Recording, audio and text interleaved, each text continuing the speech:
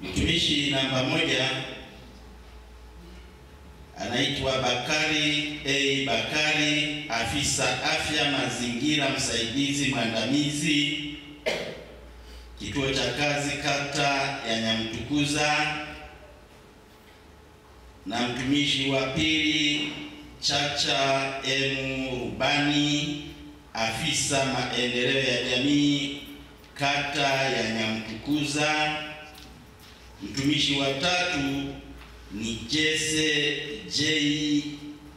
Bamanyisa, afisa lishe daraja la pili hospitali ya wilaya ya Kakonko. Hawa watatu wamethibitika kwa kosa la utoro kazini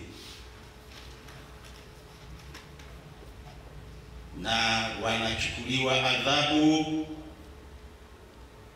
ya kukatwa mshahara 15% kwa kipindi cha miaka 3 mfululizo.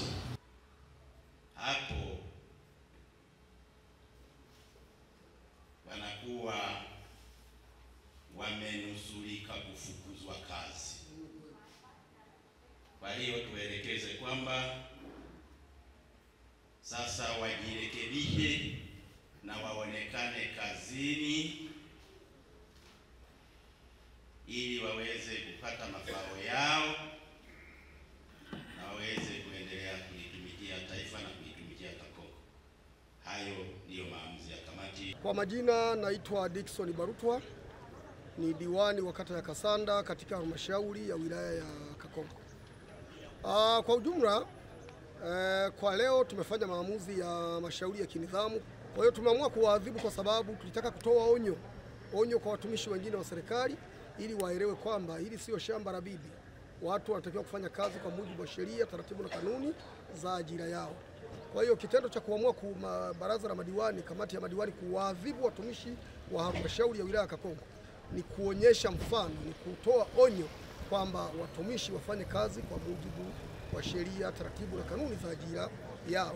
Dataflow inakuletea uhuru wa kukamilisha chochote na intaneti ya uhakika. Kuwa hewani muda wote, popote ulipo, utakuwa na intaneti ya uhakika. Ni salama na huunganisha kwa haraka. Ina nguvu hata sehemu zenye msongamano. Pata data mtelezo yenye kasi kwa gharama nafuu. Wasiliana nasi. Tembelea tovuti yetu www.dataflow.co.tz.